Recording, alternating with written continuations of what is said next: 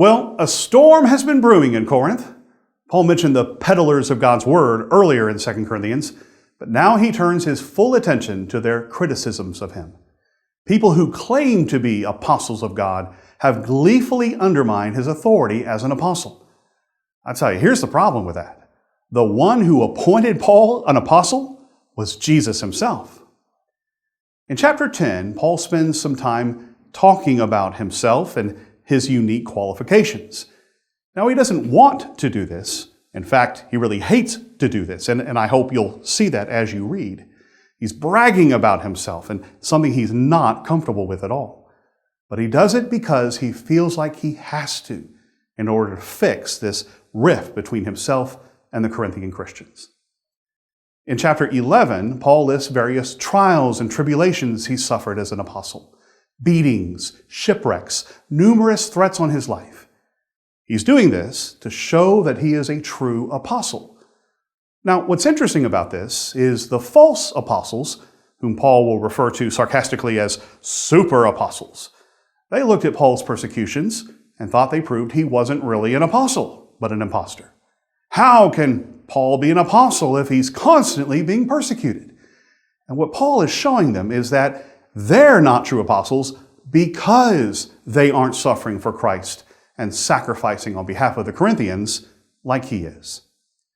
Besides all these sufferings that supposedly disqualify him as an apostle, well, in chapter 12, he tells the Corinthian saints about an amazing experience he had that none of his critics, and for that matter, none of us, have ever had.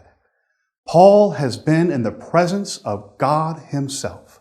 Using enigmatic language, Paul says that a man, and he's talking about himself, he was caught up into the third heaven, which means he was in the presence of God. The reason why this is all so important is because the work at Corinth will be seriously undermined if people don't accept Paul as a true apostle. Now, we take that for granted, but as you read chapters 10 through 13 today, do so as if you're on the fence and you're trying to hear Paul's side of the issue and decide, is he an apostle of Jesus or not? The last chapter, chapter 13, is very practical. Paul emphasizes unity, just like he did throughout 1 Corinthians. Comfort one another. There's that word again. Comfort one another. Agree with one another. Live in peace. Good advice for us today, too. Please read 2 Corinthians chapters 10 through 13 today.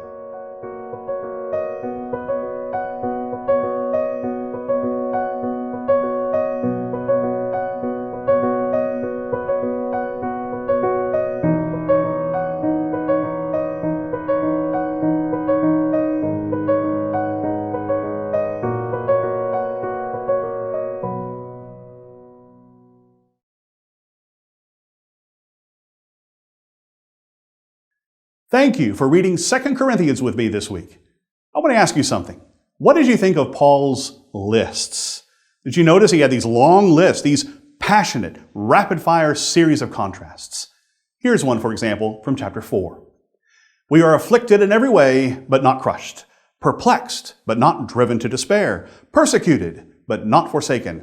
Struck down, but not destroyed. Here's another one, this time from chapter 6, verses 8 and 9. We are honest, but they call us impostors. We are ignored, even though we are well known. We live close to death, but we are still alive. We have been beaten, but we have not been killed.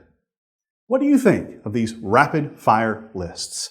Do they move you and excite you like they do me? Let me know in the comments section below, because I'd love to read and respond to your comments, not just on this subject, though, but on anything pertaining to 2 Corinthians and our Holy Bible reading plan. If you haven't yet, be sure to subscribe, and please click the bell when you do so you'll be alerted to next week's reading of Romans, starting on Monday. See you then.